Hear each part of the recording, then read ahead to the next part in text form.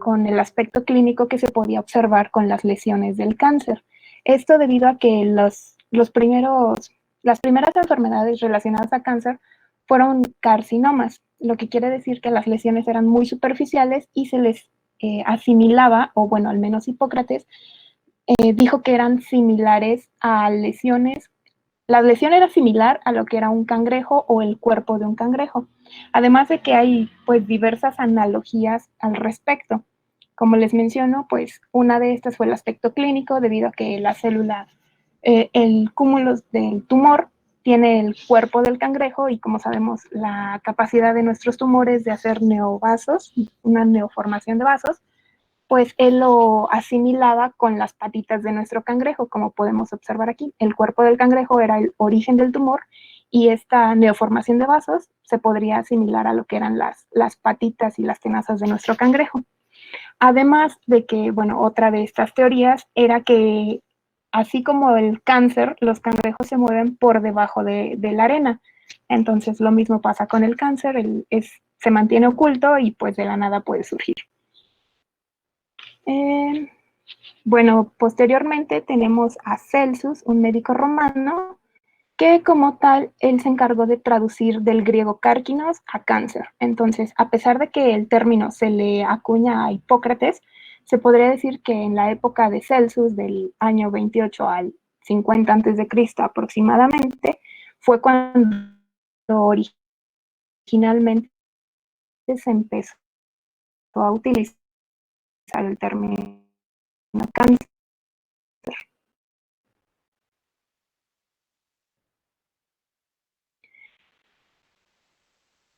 Posteriormente tenemos a Galeno, una bilis negra. Esto porque él observó que este líquido negro salía del cuerpo, del tejido que se encontraba infectado, y pues por eso le atribuyó a este humor la patología. Además de que introdujo el término de oncos, y bueno, oncos se refiere a la capacidad de inflamarse de estas células. Posteriormente tenemos a Andrés Vesalio, igualmente era un seguidor de la medicina hipocrática, debido a que él era, bueno, sus teorías y sus estudios estaban muy, muy fieles a lo que decía Galeno, y pues como les mencioné, Galeno también era un seguidor de la medicina hipocrática. Vesalio se encargó principalmente de describir la red arterial y venosa, y bueno, encontró, por decirlo de alguna manera, el origen de estos cuatro humores. La sangre, él dijo que venía de los vasos sanguíneos, la bilis amarilla que se produce en el hígado, pero sin embargo no encontró un origen de la bilis negra. Él pues comenzó con los aportes de la anatomía y al no encontrar un origen de esta bilis negra y no saber de dónde provenía, descartó la teoría de Galeno y corrigió también sus errores que él había cometido. En 1563 tenemos a Ambrosio Paré, que, bueno, inició con las resecciones quirúrgicas de estos tumores. En ese entonces, él mencionaba que la cirugía era posible únicamente si nuestro tumor se podía extirpar por completo. De otra manera, pues no iba a servir para el tratamiento como tal. Posteriormente les pongo a Zacharias Jensen, que, bueno, fue como tal el inventor del microscopio. Y bueno, aquí lo pongo debido a que posteriormente el microscopio va a ser una herramienta fundamental para el diagnóstico y pues todo lo que conlleva la enfermedad de cáncer. Bueno, pasando a Giovanni Morgagni, en 1761 aproximadamente, él fue el fundador de la anatomía patológica y la medicina anatomoclínica, lo que quiere decir que relacionó la patología con el ámbito clínico de la medicina. Él comenzó a relacionar todos estos hallazgos y bueno, en este entonces él también consideraba que la única cura para el cáncer era extirpar el tumor. En 1809, Ephraim McDowell se le conoce como el padre de la ovariotomía, debido a que extirpó un tumor ovárico sin anestesia. Esto debido a que las técnicas de anestesia y antisepsia se fundaron muchísimo después de su cirugía. Y bueno, esto ocurrió debido a que un conocido suyo, su esposa, presentaba dolores abdominales y se le diagnosticó con un tumor. Sin embargo, los demás médicos no se atrevían a quitar este tumor debido a toda la problemática que ocasionaría. Sin embargo, pues, bueno, Efraín McDowell y su amigo, platicando y considerando todos los riesgos que conllevaba esta cirugía, aún así decidieron practicarla y afortunadamente pues salió bien. Por eso es que se le conoce, como les menciono, como el padre de la ovariotomía. Johannes Müller en 1838 fue de los primeros en utilizar el microscopio para dar un diagnóstico más cercano a cáncer. Y lo que hay que rescatar de él es que bueno, presentó que las células sanas y las células cancerosas se comportan de manera diferente. En 1861 tenemos al doctor José María Vértiz aquí en México, que como tal el aporte más importante que yo encontré acerca de él es que utilizó inyecciones de ácido acético directamente en el tumor como tratamiento quimioterapéutico. Y bueno, esto logró pues que el tumor disminuyera de tamaño y no se pudiera diseminar. Por otro lado, tenemos en 1863 a Rudolf Virchow, un patólogo alemán, que postuló la teoría celular, que como sabemos, pues indica que una célula proviene de otra célula, incluso las células cancerosas. Y bueno, de igual mantuvo la relación con la patología de la patología con el cáncer, y él inició los estudios microscópicos del tejido tumoral. En 1863, Lee Sauer, no encontré una imagen, disculpen, y bueno, él describió que el tratamiento para las leucemias fue utilizando una solución Fowler que estaba compuesta de arsénito de sodio.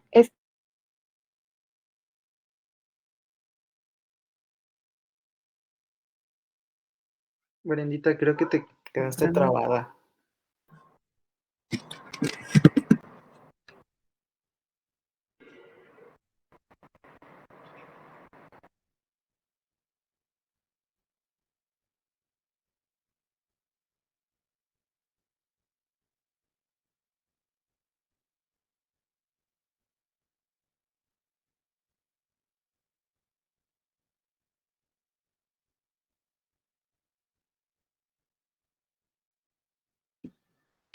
Como que se le trabó su presentación a su compañera, ¿no? Sí, creo que fue su internet.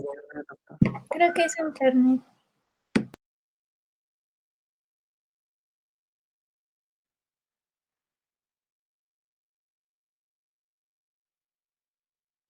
En lo que se reconecta, les comento las próximas clases que vamos a ver. A ver, ¿y quién nos va a presentar? ¿Sale? A ver, Galicia Juárez Eunice nos va a hablar de factores involucrados en la etiología de las neoplasias y factores ambientales y personales de riesgo, ¿sí? Para las neoplasias. ¿Ya lo anotó? Sí, doctor. Sí, Para doctor. Pío Río Santiago nos va a dar periodo de invasión local y diseminación de las neoplasias. ¿Sale? Y Diego Sí, doctor. Alejandro nos va a dar bases para establecer el diagnóstico de las neoplasias y utilidad de los marcadores tumorales, valor de la radiología y la biopsia.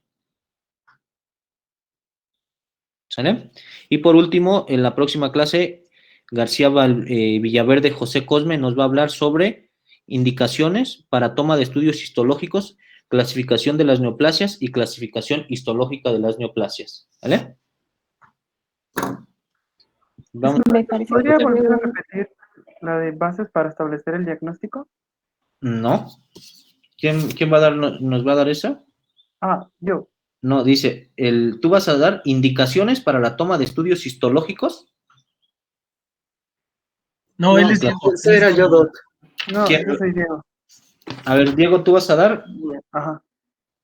nos vas a dar bases para establecer el diagnóstico Ok. Ajá. de las neoplasias y utilidad de los marcadores tumorales, valor de la radiología y la biopsia en el estudio de las neoplasias. Sí tienen su temario, ¿verdad? Sí. Ok. Sí. Continuamos, Brenda, con tu presentación, No. por favor. Ya me confundí con ¿me podría decir los míos de rapidín, por favor?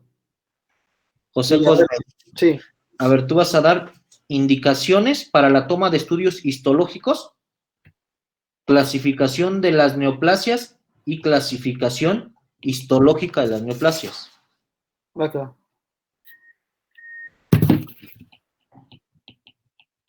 Continuamos, Brenda, por favor. Gracias, Sí, Doc. doctor, una disculpa.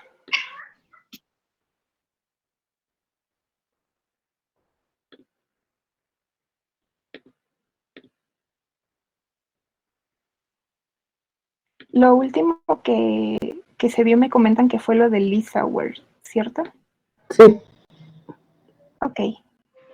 Bueno, retomando esta diapositiva, como les mencionaba de Lissauer en 1865, describió un tratamiento para las leucemias utilizando una solución Fowler compuesta de arsenito de sodio y se dio cuenta que el proceso de las células cancerígenas se veía detenido y evitaba pues su diseminación y que se siguieran produciendo.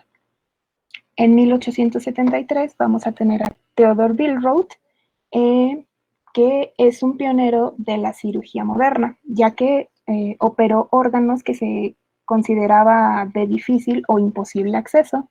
Esto en Viena, y bueno, como les menciono, fue el primer cirujano en realizar una resección completa de laringe en un paciente con un proceso tumoral.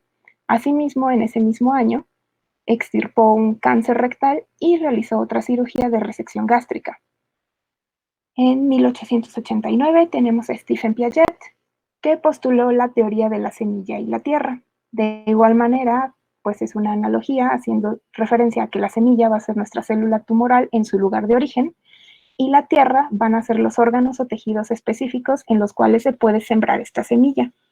Y bueno, como podemos ver en este pedacito que les acabo de mencionar, él podría decirse que acuñó las bases o las primeras teorías de lo que hoy conocemos como la metástasis, además de que descubrió que esta semilla se podía diseminar por vía hematógena.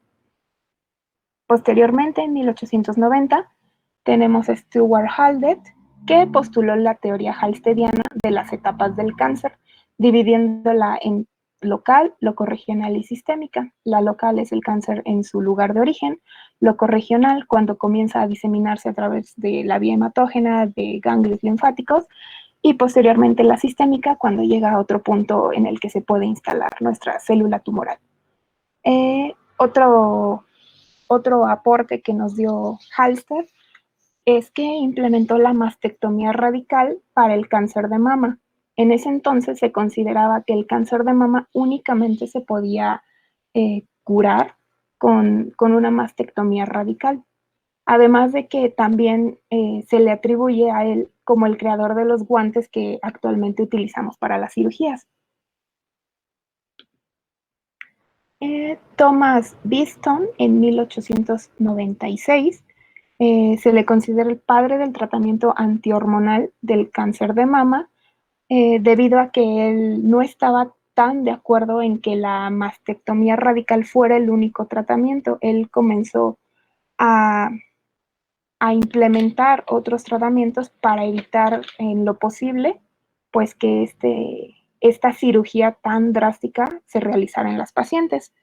Y bueno, esto ocurrió debido a que él realizó una oforectomía en 3 pacientes con cáncer de mama y observó que hubo una remisión de este cáncer después de esta cirugía. Y bueno, inició con las terapias hormonales. Paul Ehrlich es un personaje pues importante por sobre todo los que les menciono, debido a que gracias a él pues existe lo que es la quimioterapia. Él implementó los fundamentos base de la creación de varios antineoplásicos, pero lo que más destacamos de él pues es la creación de la técnica de la quimioterapia. Y en esto les quiero mencionar como un datito extra que, bueno, en la Primera Guerra Mundial aproximadamente se utilizaba la mostaza nitrogenada como un arma biológica. Esto pues para los presos, los judíos o incluso pues para todo este tipo de proceso de la guerra. Sin embargo, se descubrió posteriormente que esta mostaza nitrogenada disminuía el conteo de las células blancas y posteriormente fue utilizada de forma terapéutica en los linfomas y las leucemias, que como tal sería como las bases de la quimioterapia. En 1901, Pierre y su esposa Marie Curie descubren dos elementos químicos, que es el polonio y el radio. En este caso me voy a enfocar un poquito más en el radio, debido a que pues, es la base fundamental de, como su nombre indica, la radioterapia. Descubren este elemento en 1889, sin embargo, se empieza a utilizar hasta 1901. Y bueno, esto es un poco, pues debido a que ellos son de Francia y a este gran descubrimiento que aportan, la radioterapia en Francia fue llamada la curiterapia.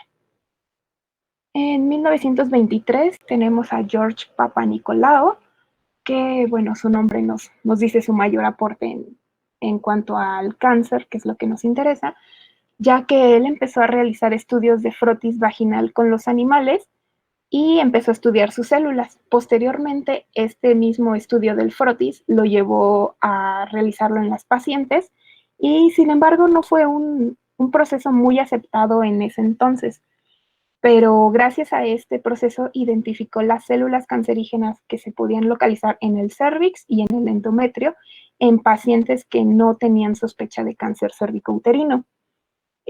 Con base a esto y gracias a este descubrimiento en pacientes que no tenían esta sospecha, muchos médicos comenzaron a implementar esta técnica y dieron su aprobación a la misma. Entonces, digamos que fue el punto clave de la sistematización para un diagnóstico de cáncer cervicouterino. En 1924 y hacia 1927 tenemos a tres personajes: Geoffrey Keynes, Mustacalio y Baclace, que bueno, cada uno respectivamente es de Reino Unido, Finlandia y Francia, y fueron los pioneros en el uso de la radioterapia. Ya estaba descubierto el radio, ya se había comenzado a implementar en la radioterapia, pero estos tres personajes en sus respectivos países fueron los principales en utilizar la radioterapia en lo que es el cáncer de mama. Allen Whipple, en 1935, aportó lo que es la triada Whipple del hiperinsulinismo, que como tal pues son los signos que nos dan la hipoglicemia, la concentración baja de la glicemia, y que estos síntomas podían desaparecer cuando la glicemia se encontraba normal. Y otro aporte más fue la técnica Whipple en la cirugía de resección de páncreas, que como les pongo aquí el nombre, es una pancreático-duodenectomía, que consiste en extirpar la cabeza del páncreas, una parte inicial del duodeno y parte de la vesícula biliar y su conducto para hacer una reconexión y que pues el paciente pueda continuar con su proceso de digestión. En 1939 existió Hermann Müller y su aporte fue que demostró la relación del tabaco con el cáncer de pulmón como un factor importante de riesgo, además de que informó que los rayos X eran un factor de mutación en las células, que como tal, si se dan cuenta, pues nos habla un poco más acerca de los factores de riesgo para la mutación y para desencadenar.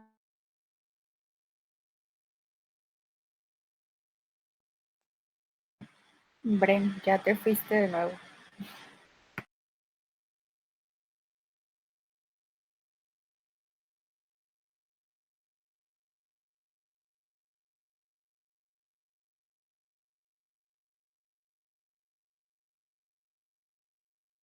Que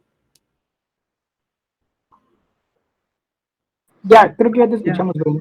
Te trabaste como 10 segundos, yo creo. no, Como 15, 10, 15. estoy teniendo demasiadas fallas con mi internet, una disculpa. ¿Qué fue lo último que escucharon? Estabas hablando La relación de Müller de lo de los rayos X mutágenos de... Ok.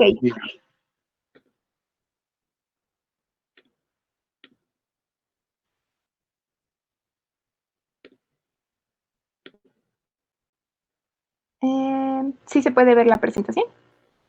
Ya se ve, Bruno. Ya va cargando. Ya se ve. Ok, gracias. Bueno, les comentaba que en 1939 Hermann Müller describió ciertos factores de riesgo, como puede ser la relación del tabaco con el cáncer de pulmón y la relación de los rayos X como factor de mutación en las células. Entonces, este personaje, la principal aporte podríamos decir que fue el descubrimiento de la relación de los factores de riesgo con los procesos cancerígenos. Posteriormente, en 1940, Huggins and Hodge presentaron la eficacia de los estrógenos como tratamiento en los pacientes de cáncer de próstata y por lo tanto les dieron un premio Nobel debido a este descubrimiento. Sin embargo, les había mencionado a otro personaje con anterioridad que fue el pionero del tratamiento con hormonas, pero pues estos señores fueron los primeros como en registrar este tipo de tratamientos y por lo tanto se les atribuye a ellos el descubrimiento del tratamiento con hormonas.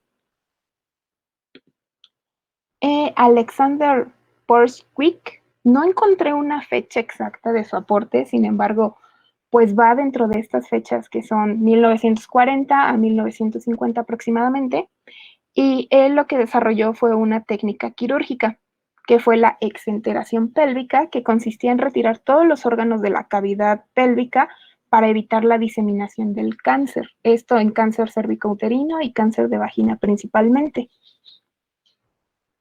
Pero bueno, como vemos, eso de retirar todos los órganos, pues era una cirugía bastante radical.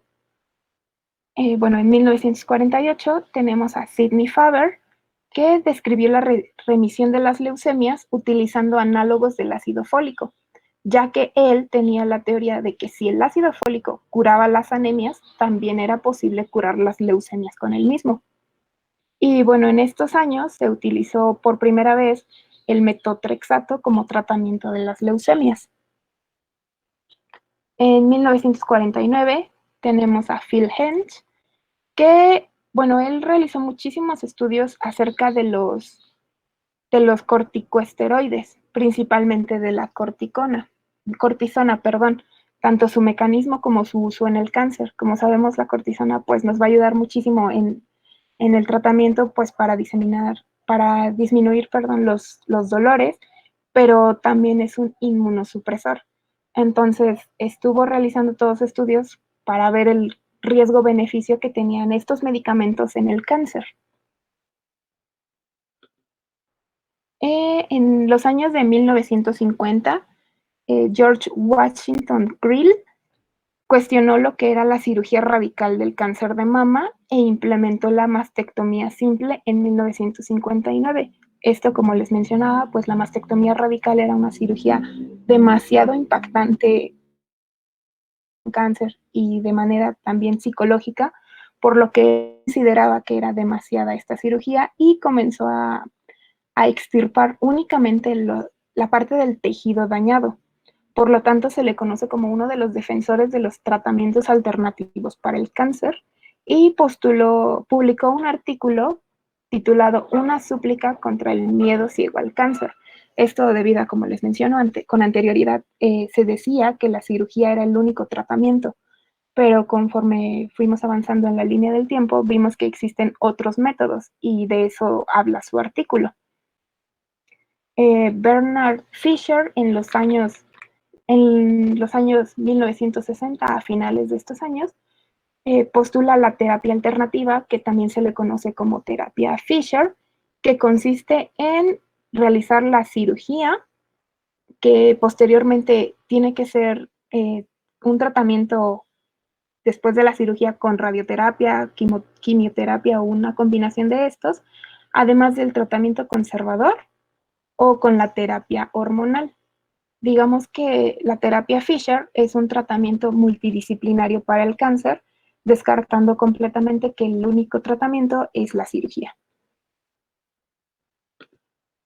Y bueno, ya entre los tratamientos más actuales vamos a encontrar lo que es la terapia blanco, que se dice que en cada cáncer, pues las células producen proteínas y enzimas específicas, por lo que nuestros medicamentos van a tener como objetivo estas proteínas o estas enzimas.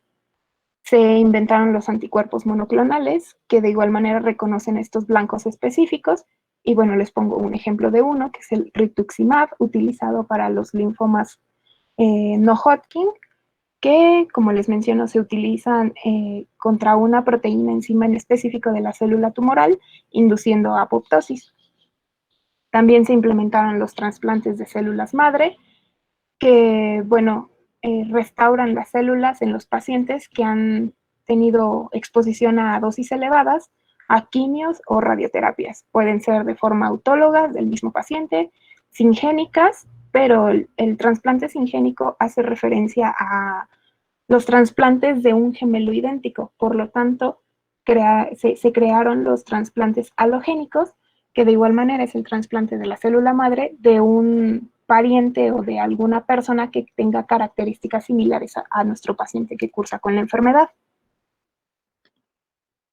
Bueno, también la resonancia magnética. En 1971, Raymond Damadian mencionó que era útil para detectar las enfermedades de cáncer, su propagación y ver qué tanto ha dañado los tejidos adyacentes o si es que se ha diseminado a otros lugares.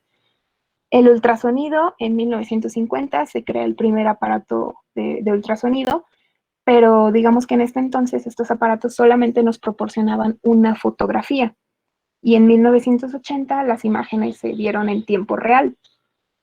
Esto pues para detectar los tejidos afectados y los posibles daños a los tejidos adyacentes. La tomografía computarizada, en 1973 se crea el primer tomógrafo por Geoffrey Homefield y nos ayuda a describir la forma, el tamaño y la ubicación de nuestro tumor.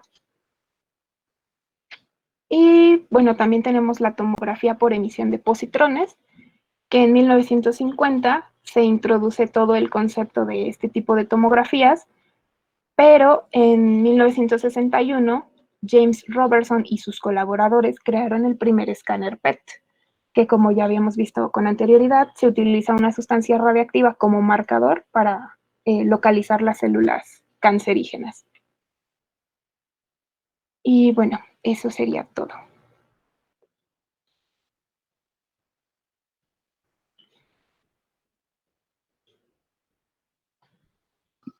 Bueno, conocer los antecedentes del tratamiento del cáncer, es importante retomar que hay algunos que incluso siguen vigentes, ¿no?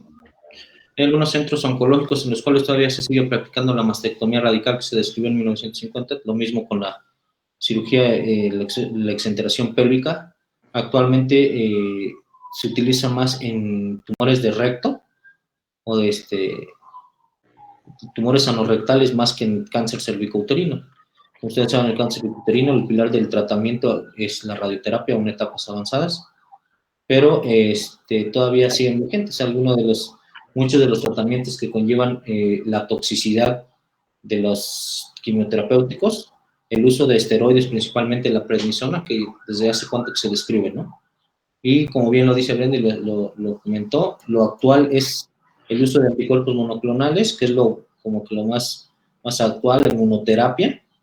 Estamos muy lejos de lograr todavía resultados prometedores o absolutos con el uso de los anticuerpos monoclonales, pero cada vez más tienen un auge, principalmente en el estudio genómico de los tumores. Entonces, principalmente el estudio de los anti-PDL1, que es lo que más se ha desarrollado en los últimos años, ¿no?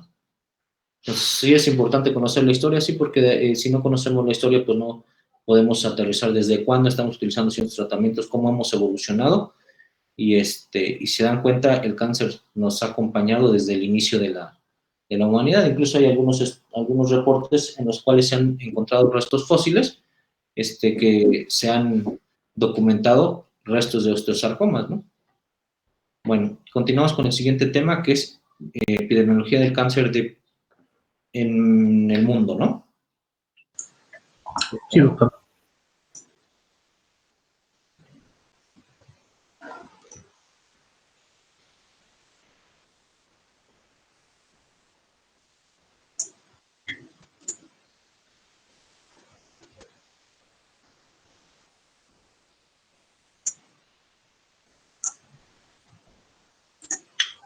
No sé si están viendo mi pantalla.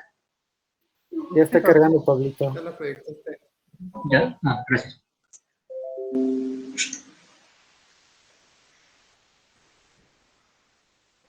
Bien. Pero antes de continuar, sí se ve que cambian las diapositivas, que luego se traba esto. Sí, sí se Sí, ve. Pablo, Pablito. sí cambian. Perfecto. Bueno, entonces, continuando con estos temas, yo les voy a hablar acerca de la epidemiología internacional del cáncer. Si bien el cáncer como tal, bueno, hay muchos tipos de cáncer, pero el cáncer como tal representa una de las 10 principales causas de muerte en el mundo desde los años 2000 hasta el año pasado, 2020. De hecho, esta gráfica la puse porque si se fijan en el número 6, tenemos al cáncer de tráquea, cáncer de bronquios, cáncer de pulmón, sobre todo este último, ténganlo mucho en cuenta porque conforme avancemos en esta exposición van a ver que tiene mucha tasa de mortalidad y mucha incidencia. Más que nada lo importante es que si se fijan en este círculo blanco con el contorno azul, representa los casos, no más bien, sí, la mortalidad que tenían en el año 2000 era de 1.2 millones y actualmente es de 1.8 millones. O sea, en esos 20 años ha avanzado bastante y creo que sigue avanzando. Si nosotros vemos la tasa de mortalidad de los diferentes tipos de cáncer, tanto en el hombre como en la mujer, en un rango de edad desde los prácticamente 0 años hasta mayores de 90, básicamente todas las edades, vamos a encontrar que el cáncer de pulmón y el cáncer de mama son los dos tipos de cáncer con más tasa de mortalidad, de un 18% y un 13.6% respectivamente. También el cáncer de colon recto, aunque a pesar de tener un 9% una menor tasa de mortalidad, pues bueno, está en un tercer lugar, al igual que el cáncer de hígado con un 8.7%. Respecto al cáncer de estómago y el cáncer de próstata, un 7.7%, bueno, tiene una menor tasa de mortalidad, pero se encuentra dentro de los 10 primeros. El cáncer cervicuterino y el cáncer de esófago, de igual forma, tiene una menor tasa de mortalidad, pero pues es obviamente menor. El cáncer de páncreas y el cáncer de ovario tienen todavía muchísimo menor tasa de mortalidad, pero repito, están dentro de los 10 primeros. Ahora, si nosotros los separamos por sexo y vemos la tasa de mortalidad de cáncer en las mujeres de todas las edades, vamos a encontrar que el cáncer del mama y el cáncer de pulmón nuevamente son los que tienen mayor tasa de mortalidad, con un 13.6 y un 11.2%. El cáncer cervicuterino y el cáncer de colon recto, a pesar de estar en un tercer y cuarto lugar, bueno, tiene una menor tasa de mortalidad, pero repito, está en un tercer y cuarto lugar. El cáncer de estómago, cáncer de hígado, cáncer de ovario, que va desde un 4 hasta casi un 5%. El cáncer de páncreas, el cáncer de esófago y la leucemia, bueno, hasta eso tiene una menor tasa de mortalidad que va desde los 2.7 hasta casi llegando al 4%, pero repito, está dentro de los 10 primeros lugares. En cuanto a los hombres, pues cambia un poco, sobre todo porque, de nuevo, el cáncer de pulmón está en los primeros lugares. Vean el tamaño de la tasa de mortalidad que tiene, un 25.9% es bastante y va aumentando, es lo peor. El cáncer de hígado también, un 12.9%, a pesar de ser menor, pero está en el segundo lugar. Al igual que el cáncer de colon recto y el cáncer de estómago, pues bueno, un 11%, tercer y cuarto lugar respectivamente. Pero el cáncer de esófago y el cáncer de próstata de un 7 hasta un 8%, pues bueno, se encuentra dentro de los 10 lugares. El cáncer de páncreas, leucemia, el cáncer de vejiga y el linfoma no Hodgkin en los hombres tiene una menor tasa de mortalidad que va desde los 3.3% hasta un poquito más del 5%. ¿Verdad? Ahora, si nosotros tomamos esa tasa de mortalidad de los dos sexos en todas las edades y lo distribuimos en un globo terráqueo y por continentes, vamos a encontrar que Asia es el continente que presenta una mayor tasa de mortalidad, esto debido a su gran tasa de población que tiene. De ahí le sigue Europa con un casi 20%. En tercer lugar estamos nosotros, Latinoamérica y el Caribe. Solamente le ganamos a África por un 0.1%. Norteamérica se encuentra en el penúltimo lugar y hasta el último lugar Oceanía, ¿verdad? Y una menor población. Ahora, ya que sabemos acerca de la tasa de mortalidad, quiero hablarles de la incidencia del cáncer. ¿Qué es la incidencia? la aparición de nuevos casos en una determinada población, en este caso ambos sexos de todas las edades, en un tiempo determinado, o sea, el año pasado. Y de nueva cuenta, el cáncer de pulmón y el cáncer de mama están a la cabeza. De por sí estos dos tienen una mayor tasa de mortalidad y ahora tienen una mayor incidencia. Vean esta gráfica que fue sacada de Globocan. Tiene 2.200.000 de incidencia estos dos tipos de cáncer, y créanme que va aumentando, lo peor. Al igual que el cáncer de colon recto, que si bien tiene una menores números en la incidencia, pero está en el tercer lugar y casi quiere alcanzar el cáncer de pulmón. En cuanto al cáncer de próstata y el cáncer de estómago, pues bueno, tiene una menor tasa de incidencia, pero, repito, está en el cuarto o quinto lugar y va aumentando. A pesar de eso, el cáncer de hígado, cáncer de cervicouterino, esófago, tiroides, el cáncer de vejiga, si bien tiene una menor tasa de incidencia que ni siquiera llega al 1.000.000, pues bueno, está dentro de los 10 primeros lugares. Ahora, si de nuevo separamos esta incidencia tanto en mujeres como en hombres, vamos a tener que en las mujeres el cáncer de mama es el que representa una mayor tasa de incidencia, casi llegando a la mitad, vean, un 47.8%. Es bastante, y va aumentando. De igual forma, el cáncer de colon recto y el cáncer de pulmón otra vez vuelven a tener una mayor tasa de incidencia. No tanto como el cáncer de mama, pero bueno, están en un segundo y tercer lugar.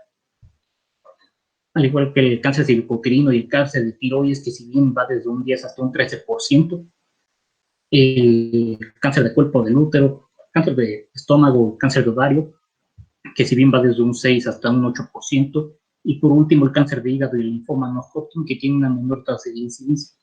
Lo que quiero, más que nada, llegar con esto es que vean la tasa de incidencia que tienen los primeros lugares, por ejemplo, el de mama, el pulmón, el colon recto, por ejemplo. Es bastante a comparación de su tasa de mortalidad. Bien. En cuanto a los hombres, pues, de nueva cuenta, el cáncer de pulmón y el cáncer de próstata son los que tienen una mayor tasa de incidencia, en este caso un 31.5 y un 30.7% respectivamente, van aumentando. Al igual que el cáncer de colon recto, que si bien tiene una menor tasa de incidencia a comparación de estos dos, pues bueno, está en tercer lugar. Cáncer de estómago y el cáncer de hígado, que si bien va de un 14 hasta un casi 16%. El cáncer de vejiga y el cáncer de esófago, que como tal va desde un 9 hasta casi un 10%. Por último, los que tienen una menor incidencia, pero se encuentran dentro de los 10 lugares, es el linfoma no Hodgkin, leucemia y el cáncer de riñón, que ni siquiera llega al 7%. Y bueno, si nosotros tomamos esa tasa de incidencia y de nuevo lo distribuimos en un globo terráqueo y lo medimos por continentes, vamos a encontrar de nuevo otra vez que Asia tiene una mayor tasa de incidencia, y de ahí le sigue Europa otra vez. En este caso, Norteamérica registró una mayor tasa de incidencia a comparación de nosotros, de Latinoamérica y el Caribe, y otra vez la ganamos a África. Y por último lugar, con una menor tasa de incidencia, fue Oceanía. Ok, pero ¿cuáles fueron los factores de riesgos asociados que se registraron? El tabaco, en primer lugar, si se dieron cuenta, el cáncer de pulmón a tener una mayor tasa de incidencia y una mayor tasa de mortalidad, pues bueno, está muy asociado al consumo de tabaco. Infecciones, por ejemplo, el virus del papiloma humano, en el cáncer cervicouterino. El alcohol con un 4 o 5%, no solamente por el cáncer de hígado, sino, por ejemplo, el cáncer de colon recto, por ejemplo. Obesidad de un 3 a 4% como un factor de riesgo. Si bien la obesidad puede desencadenar muchísimas enfermedades, en cuanto al cáncer, por ejemplo, el cáncer de colon recto, por ejemplo. El trabajo, bueno, tiene un mayor índice en cuanto al factor de riesgo. En este caso puede ser la exposición a ciertos agentes, por ejemplo, el asbesto en el cáncer de pulmón, aliminas en el cáncer de vejiga, por ejemplo, la exposición constante al sol, que de hecho también es otro factor de riesgo para el melanoma, por ejemplo. Ahora, bueno, entonces ya vimos que el cáncer, ¿cómo quito esto? Perdón. Ya vimos que los dos tipos de cáncer más con mayor tasa de mortalidad y más incidencia es el cáncer de pulmón y el cáncer de mama. En esta gráfica, si se fijan en las barras naranjas, representan el año 2012. Estos dos cánceres, pues, no llegaban ni siquiera ni a los 2 millones de casos. Actualmente, bueno, las gráficas azules representan el 2018, pero si se dieron cuenta, rebasa esos 2 millones, 2.200.000 y cacho. Y se estima que para el 2040 aumente todavía más, siendo el cáncer de mama un 2.700.000 casos y el cáncer de pulmón aumente más de los 3 millones. ¿Vale?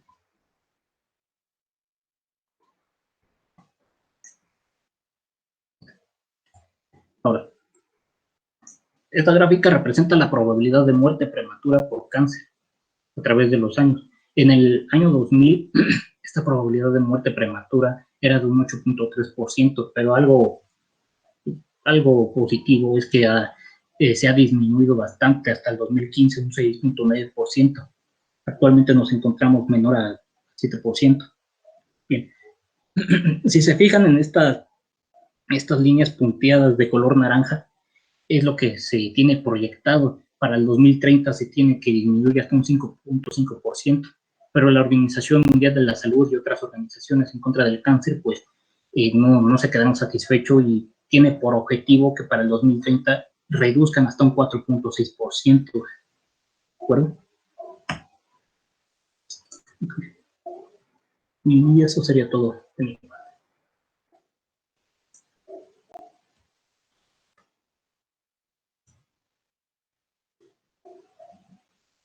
Muy bien, como se pueden dar cuenta, una cosa es la incidencia y otra cosa es la tasa de mortalidad. Como vemos, por ejemplo, si ustedes ven en lo que es la tasa de mortalidad, el cáncer de hígado se presenta en un tercer lugar. Pero si ustedes ven la incidencia del cáncer de hígado, es muy baja, pero la mortalidad es muy alta. Si ustedes ven la incidencia del cáncer de próstata, es una incidencia muy alta, pero su mortalidad es muy baja. Sin embargo, ahorita como lo vamos a ver en lo que es la epidemiología del cáncer en México, vamos a ver que el cáncer de próstata ocupa el primer lugar en pacientes mayores de 50 años en la mortalidad. Igual, algunos tumores, su mortalidad, su incidencia, a pesar de que es muy baja, su mortalidad es muy, muy alta porque no hay pues no hay un estudio estandarizado, incluso un tratamiento estandarizado, igual el diagnóstico tardío de algunas de las neoplasias. Tal es el caso como el cáncer de páncreas, cáncer de hígado y vías biliares, el cáncer gástrico. Entonces, son de los tumores que, a pesar de que tienen una muy baja incidencia, su mortalidad se va a ver mucho más elevada. Igual, como ya lo veremos en los que son los factores de riesgo, los cuales vamos a tener factores de riesgo ambientales, socioeconómicos, ocupacionales, y también geográficos, ¿no? Bueno, entonces vamos a continuar con el siguiente tema, que es epidemiología del cáncer en México, por favor. Sí, doctor, bueno.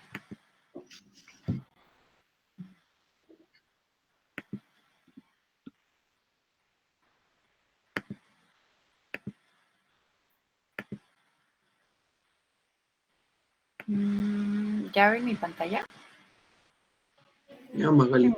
Ya se ve, Magali. Sí, ok.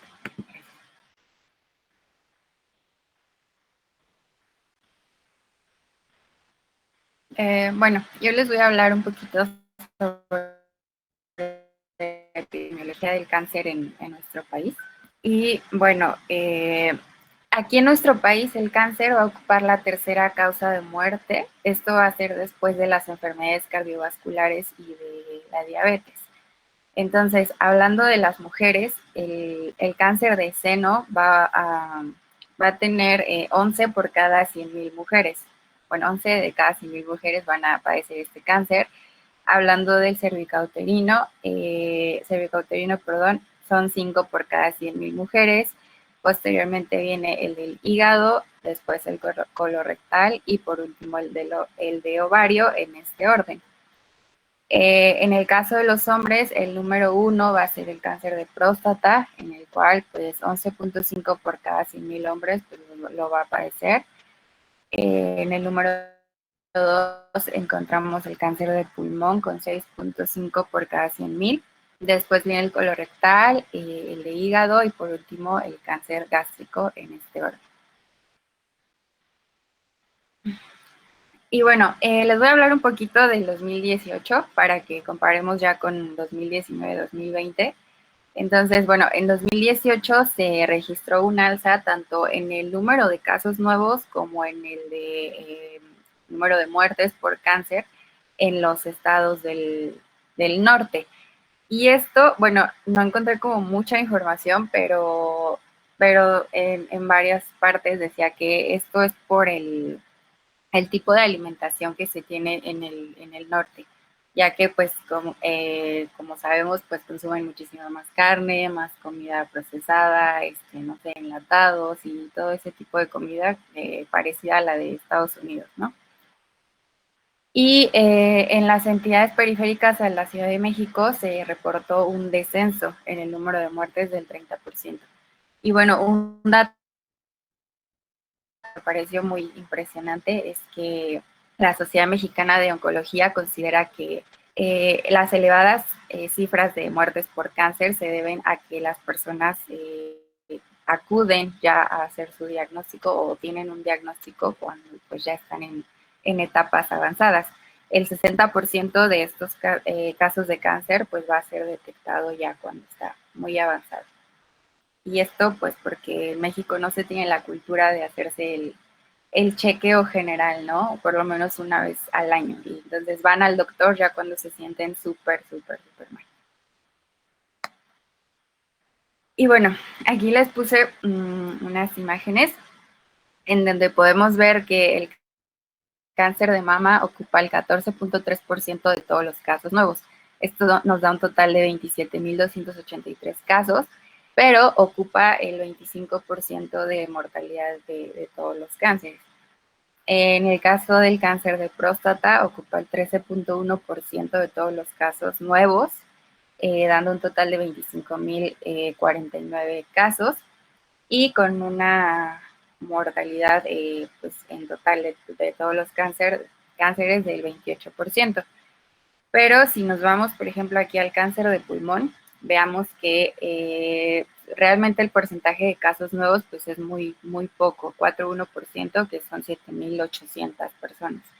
Pero la mortalidad ocupa el 86% de la mortalidad de todos los cánceres. El de tiroides, pues, tiene una mortalidad muy baja del 7%, el cervicouterino del 52% y ocupa el 7.8% de todos los casos nuevos. Y bueno, aquí les puse una gráfica en donde nos dice los casos de cánceres más comunes en 2018 y vemos que el de mama tiene una incidencia de 14.3% y una mortalidad de 8.2%. Y bueno, aquí nos vamos al de pulmón, que tiene una incidencia de 4.1 y su mortalidad es de 8.1%. El de próstata, la incidencia es de 13.1% y una mortalidad de 8.3%. Y bueno, en el 2019 teníamos en nuestro país 127.575.529 personas. De ese número de personas, el número total de casos de cáncer en 2018 fue de 190.667 personas y el número de muertes por cáncer, en 2018 también fue de 83.476 personas. Y bueno, aquí tenemos algunos factores que son atribuibles a la población, es decir, que pueden ser modificables. Y vemos que en el 2017 el tabaco ocupaba el 13% de las muertes por cáncer. La obesidad en el 2012 ocupaba el 4.9% de todos los casos de cáncer. Y, por ejemplo, aquí vemos que en el 2012 los rayos ultravioleta causaban casos de melanoma. Tenemos otros como el riesgo ocupacional, el alcohol o las infecciones. Y bueno, aquí tenemos las tendencias estimadas de, bueno, las del pasado y las que se estiman en el futuro de los casos por año, hablando del cáncer de mama y de pulmón. Entonces, en 2012 teníamos únicamente, bueno, son muchos, pero me refiero a que va aumentando mucho. En el 2012 teníamos 20.444 casos de cáncer de mama y de cáncer de pulmón 8.439. En el 2018 aumentó a 27.283 casos de cáncer de mama y vemos aquí que en casos de cáncer de pulmón, pues bajó un poco a 7.811 casos. Sin embargo, se predice que en el 2040 tengamos aproximadamente 46.315 casos de cáncer de mama nuevos y de pulmón 17.363. Y bueno, hablando de las probabilidades de una muerte prematura por cáncer por año, en el 2000 era pues algo alta, era del 5.19%, pero afortunadamente pues ha ido bajando debido a al diagnóstico temprano, a todas las campañas que se hacen y a la concientización de las personas, más que nada. Entonces, la tendencia proyectada es que para 2030 sea del 3.56%, pero se fijó una meta que sería llegar al 2.92%. Entonces, pues a ver si se logra.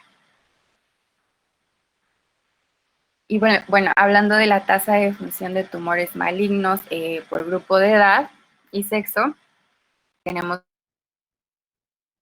que de los 0 a los 9 años, para las mujeres es del 3.71% y para los hombres es del 4.48%, es decir, pues va a ser más alto para los hombres de los 0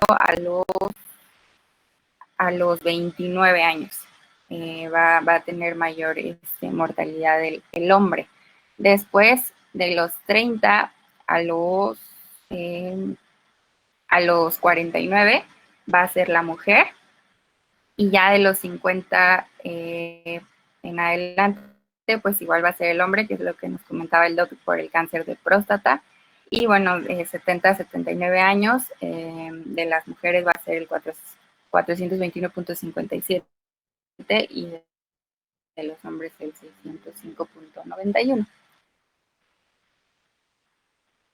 Y bueno, pasando ya al 2020, el total de la población es de 128.932.753 personas. El número de casos nuevos es de 195.499 y el número de muertes es de 90.222. Recordemos, bueno, en el 2018 las muertes eran de 83.476, entonces pues ha subido bastante. Y bueno, el número de casos de prevalencia a 5 años, es decir, los pacientes que fueron detectados con cáncer de 5 años atrás para el 2020 y siguen contándose aquí, son de 530.602 personas. Hablando del número de casos nuevos ya en 2020 de ambos sexos, tenemos que el cáncer de mama tiene una tasa de incidencia del 15.3% y en 2018 era del 14.3%, entonces pues sí subió. El de próstata es de 13.7% y en el 2018 era de 13.1%. Si nos vamos al de tiroides, pues es de 5.7% y era de 6.4%. Entonces, sí disminuyó bastante. Y bueno, aquí les puse las gráficas del número de casos nuevos en hombres y en mujeres de todas las edades. Entonces, tenemos nuevamente aquí el cáncer de próstata con un 29.9% de incidencia. Y en el caso de las mujeres, pues va a ser el de mama con 28.2%. con un total de 105.963 y en hombres 89.536. Y bueno, ya aquí es como un resumen en donde tenemos el total de la población de hombres, mujeres, ambos sexos, el número de casos nuevos por cáncer, de hombres, como les dije, 89.536, de mujeres 105.933. Aquí tenemos el riesgo de padecer cáncer antes de los 75 años, en porcentaje, que en los hombres sería del 14.7% y en las mujeres del 14.1%. Y aquí tenemos, por ejemplo, el riesgo de muerte por cáncer antes de los 75 años de edad, y vemos que va a ser mayor en hombres con el 6.9%. Y bueno, para 2030 y 2040 se espera que, bueno, en el caso de 2030 los casos de cáncer en México aumenten un 44%, y para el 2040 se estima que haya un crecimiento de hasta el 85% de los casos. Entonces tendríamos en 2040 aproximadamente 359.542 casos de cáncer solo en nuestro país. Y pues ya sería todo.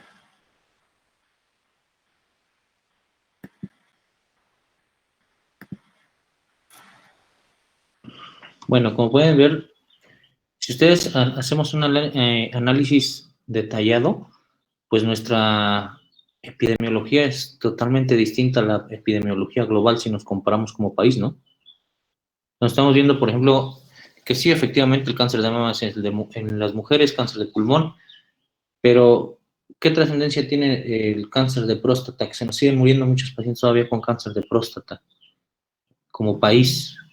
Y si hacemos si ustedes lo recuerdan, es la quinta causa de muerte por cáncer, si no mal recuerdo en el esquema que presentaron, ¿no? A nivel global, que era un 7.7% aproximadamente, ¿no? La mortalidad de los casos de cáncer. Y en México, ¿qué porcentaje hay en México de muerte por cáncer de próstata? 28%. Estamos 4 veces por arriba de la mortalidad global, ¿no? Si hacemos un análisis en cuanto a Latinoamérica, con el resto de los países desarrollados, están en las mismas condiciones. Yo creo que los únicos que nos superan en mortalidad es Brasil, pero México es uno de los países que más mortalidad presentan en cáncer de próstata, y eso se debe al diagnóstico tardío. También, si vemos el cáncer cervicuterino, ¿en qué número está en cuanto a la mortalidad por cáncer? ¿En México o En el séptimo. internacional? Mortalidad. Como causa de muerte por cáncer, el cáncer cervicuterino. Del 52%. Bueno, vamos a hablar específicamente, nos vamos a enfocar de 3 tipos de tumores que son no prevenibles, pero sí tienen un tamizaje ya bien establecido, programas de detección oportuna en los cuales, si estos programas de detección oportuna fueran efectivos, no tendríamos pacientes o la mortalidad de esos pacientes sería mucho menor. Vamos a hablar primero con el cáncer de mama. Hay programas incluso hasta el mes del cáncer de mama y programas de tamizaje, la mastografía para la detección oportuna de cáncer de mama, y se nos siguen muriendo mujeres por cáncer de mama porque no hacemos un diagnóstico oportuno. Entonces, ¿qué tenemos que hacer para cambiar esa epidemiología? Tendremos que ser más efectivos en la comunicación y el escrutinio para grupos de riesgo, ¿no? También carecemos de herramientas como es el estudio genético para los tumores de mama. Permítanme un momentito.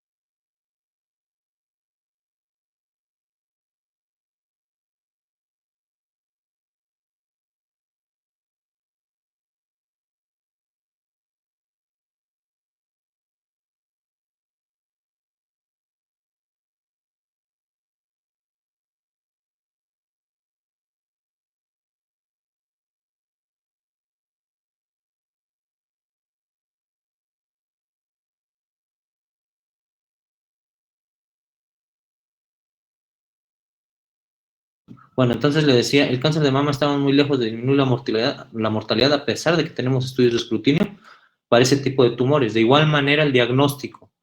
Muchos podemos hacer estudios más efectivos o incluso clasificar a pacientes de alto riesgo por el desarrollo de cáncer de mama si tuviéramos estudios de tamizaje de genética, principalmente mutaciones en BRCA1 y BRCA2, que son los que están directamente relacionados con cáncer de mama, ¿no?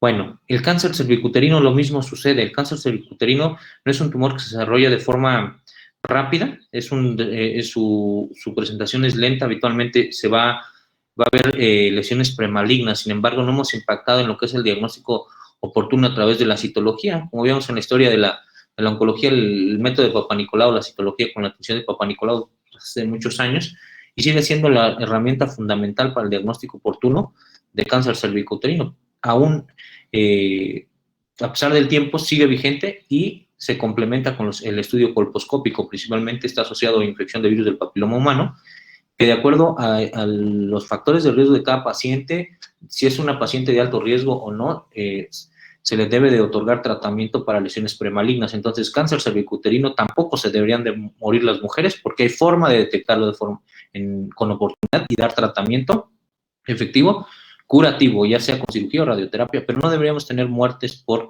cáncer cervicuterino. Y por último, el cáncer de próstata. El cáncer de próstata es algo muy similar como el cáncer de mama. Desafortunadamente, hay un método de escrutinio que ya no es el tacto rectal, es el estudio con la determinación de antígeno prostático específico, es un estudio serológico, en el cual nosotros podemos sospechar a un paciente que tenga un riesgo de padecer cáncer de próstata. De igual manera, hay otras herramientas como es el índice de salud prostática, en el cual nosotros podemos determinar qué pacientes vamos a tamizar o le vamos a dar un seguimiento mucho más estrecho para dar un diagnóstico oportuno. No deberían de morirse hombres con cáncer de próstata, ¿sí? Sin embargo, aquí en nivel país o en Latinoamérica, el 75% de los pacientes que llegan con cáncer de próstata llegan en etapas avanzadas, ya sea una enfermedad localmente avanzada o incluso en una enfermedad sistémica en las cuales ya no hay una opción de tratamiento curativo, sino realmente es un tratamiento paliativo. Entonces, es otro tumor que representa un gasto importantísimo, tan solo el tratamiento de cada paciente, de un solo paciente, por cáncer de próstata, desde el diagnóstico que tú le das de la enfermedad hasta la etapa final, equivale a más de $550,000. Entonces, imagínense que tratar a un paciente representa casi 10 millones de pesos, y si hacemos la incidencia que tenemos de cáncer de próstata a nivel país, representa un gasto económico enorme, ¿no? Entonces, si ustedes se dan cuenta, no nos alcanzan los recursos, no tenemos estudios de escrutinio. A ver, Iram, te veo muy sonriente. Dime, a un paciente que tiene antecedentes de cáncer de mama en su familia, ¿qué le recomendarías a un paciente masculino? A un masculino, pues primero, revisión rutinaria mensual por sí mismo, a través de 2 dedos, 3 dedos, se explica la revisión en lo que es el tacto en la mama y cualquier abultamiento o tumoración. ¿Estás seguro de lo que estamos hablando? ¿O si estás poniendo atención de lo que estamos hablando? Sí. Estamos hablando de cáncer de próstata, entonces, ¿qué Dijo tiene que mama ver ahorita. el cáncer de mama? De próstata, pues simplemente en este caso, siempre hacer una determinación de antígeno prostático, pero hasta donde yo sé, el antígeno prostático solamente nos ayuda para saber si hay una normalidad en la próstata, porque también se puede ver como una hiperplasia. Entonces, no solamente como un cáncer de próstata, por ejemplo. Bueno, para que pongas atención, el cáncer de próstata y cáncer de mama tiene que ver pacientes que tienen mutaciones de BRCA1, BRCA2 de mama. En el caso del sexo masculino está relacionado con cáncer de próstata, principalmente cuando hay mutación del BRCA1 tiende a ser tumores de alto riesgo, ¿sí? Entonces, si tú tienes antecedente de un familiar de cáncer de mama, de primera línea, segunda línea, a esos pacientes tienes que ser mucho más incisivos en el diagnóstico, el tamizaje para cáncer de próstata. Y como bien le decías, el antígeno prostático es un marcador tumoral órgano específico, no cáncer específico. Sin embargo, sí nos orienta, ¿no? De hecho, es el método más económico, es el más accesible para todos los pacientes y es el más rápido de realizar. Si yo te pido un 4K Score en el cual te vas a gastar 8,000 pesos para realizarlo, o te voy a pedir un PSA3, o te voy a pedir un índice de salud prostática, determinación de calicraínes, de índice de salud prostática, pues obviamente son estudios muy costosos que no se realizan de forma rutinaria. Sin embargo, el antígeno prostático es económico, accesible y es muy rápido y fácil de interpretar. Entonces, el cáncer de próstata es un tumor que se presenta con mucha frecuencia, tiene una alta mortalidad y representa un gasto importante en los servicios de salud, principalmente en países en vías de desarrollo.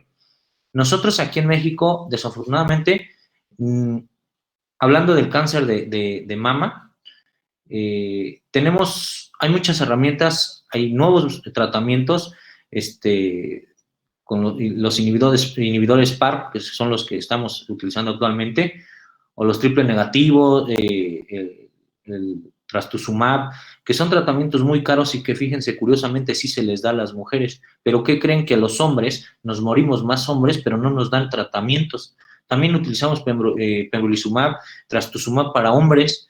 Sin embargo, hay muchos pacientes que tenemos en resistencia a castración y no tenemos acceso a los medicamentos innovadores o los antiandrógenos de segunda generación, acetato de iraterona, enzalutamida, palutamida, doralutamida, porque son muy caros aún y en nuestro país no tenemos acceso a esos tratamientos. Son muy escasos la población que tiene acceso a ese tipo de tratamientos. Entonces, tratar a un paciente con cáncer de próstata en enfermedad sistémica, enfermedad avanzada, va a ser mucho más caro que hacer un escrutinio temprano y ofrecerle un tratamiento curativo con radioterapia o con cirugía, con prostatectomía radical más linfadenectomía pélvica bilateral. Lo mismo sucede el cáncer de mama.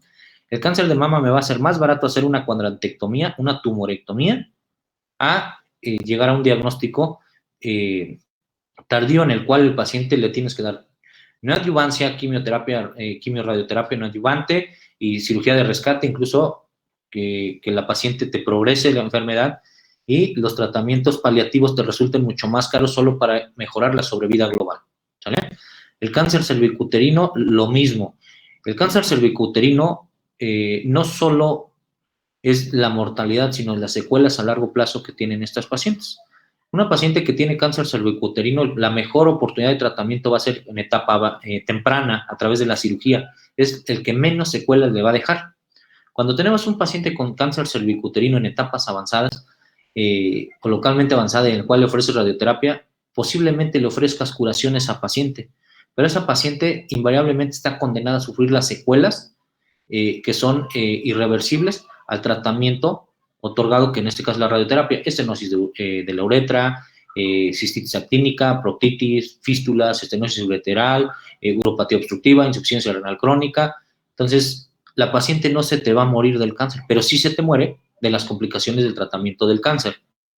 Entonces, cuando tú tienes una oportunidad a una paciente que le puedes ofrecer una cirugía, una histerectomía radical, Piver 2, Piver 3, Piver 1, dependiendo de la etapa clínica, 1, 2, 3, del intrafacial, extrafacial, de las diferentes modalidades de la histerectomía, es la mejor oportunidad que tú le puedes dar a una paciente con las menores secuelas, ¿sí? Entonces, igual hay muchas mujeres que tienen cáncer cervicuterino, son pacientes jóvenes, son pacientes que pueden llegar a tener todavía una vida sexual activa presente, y si tú le das radioterapia, son pacientes que van a quedar con una calidad de vida decrementada, ¿no? Entonces, estenosis vaginal, lo cual, pues, cambia totalmente su entorno, su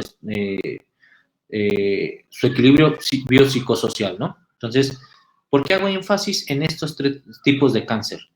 Porque tenemos que impactar en ustedes como médicos en formación, que son los tumores que son detectables a tiempo, no hay forma de prevenirlos, porque el único que podríamos decir que es prevenible es el cáncer cervicuterino, entre comillas, porque ese es el que está asociado, el 98% de las mujeres que tienen cáncer cervicuterino tiene una asociación directa con infección de virus del papiloma humano, ¿sí?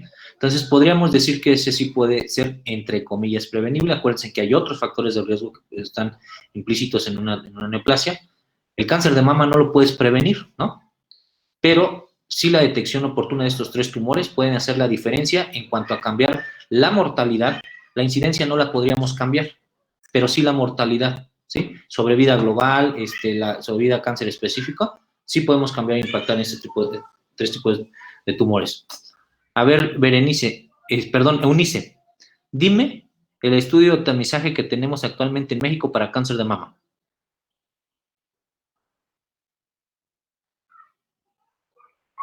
Aparte de la autoexploración.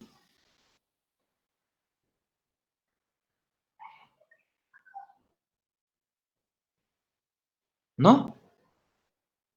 A ver, alguien que sepa. ¿La mastografía? ¿Es correcto? ¿Mastografía? La mastografía. Es un estudio económico rápido y tiene un alto índice de efectividad. Ok. Y Leo, cuéntanos para el cáncer cervicuterino, ¿cuál es el estudio que utilizamos actualmente en pacientes menores de 50 años y en pacientes mayores de 50 años por escrutinio de cáncer cervicuterino?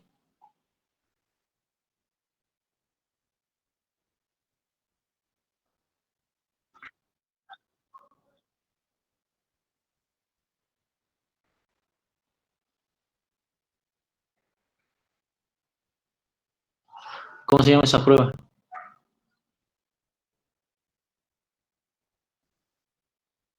Colposcopía. Es el estudio colposcópico, que es la magnificación de una imagen para la detección de zonas acetoblancas que habitualmente están asociadas con infección por virus del papiloma. Eduardo, cuéntame qué porcentaje del cáncer de próstata es detectable a través de un tacto rectal en un tumor localizado. No, desconozco.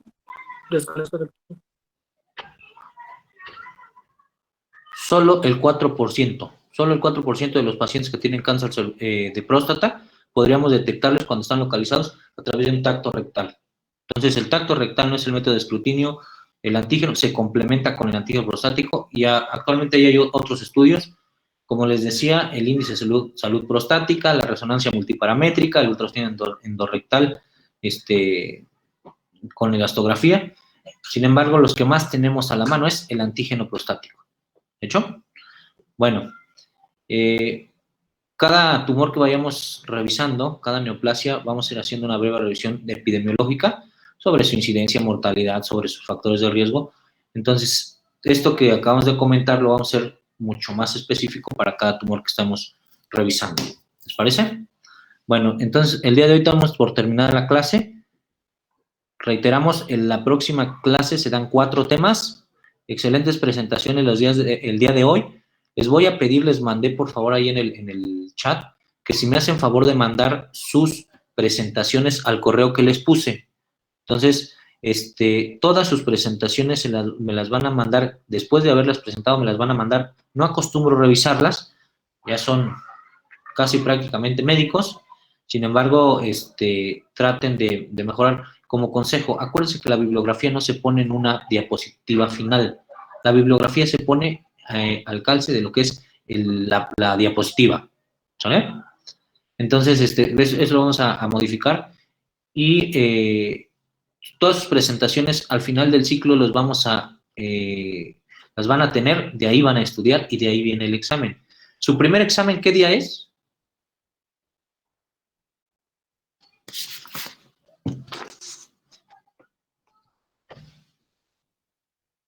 Tenemos el 29, 30 y 31 de marzo, registro del primer parcial. ¿Hecho?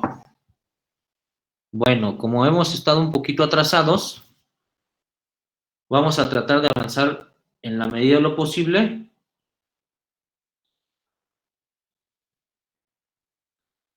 La próxima semana, a ver si alcanzamos a ver, por lo menos,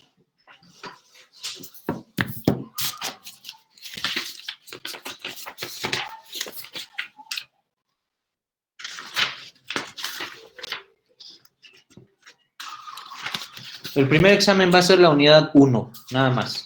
¿Sale? Nos vemos el próximo miércoles. Estaríamos viendo los siguientes temas y el miércoles, que sería el miércoles 31,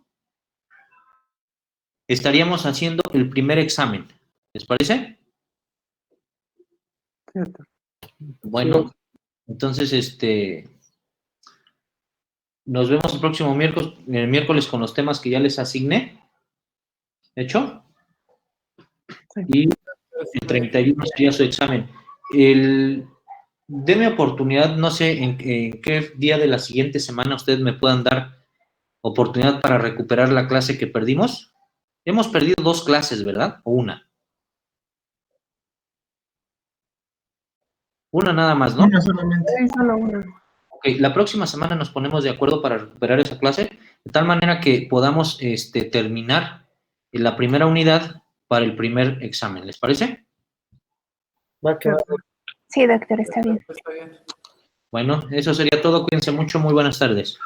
Gracias. Hasta luego. Claro.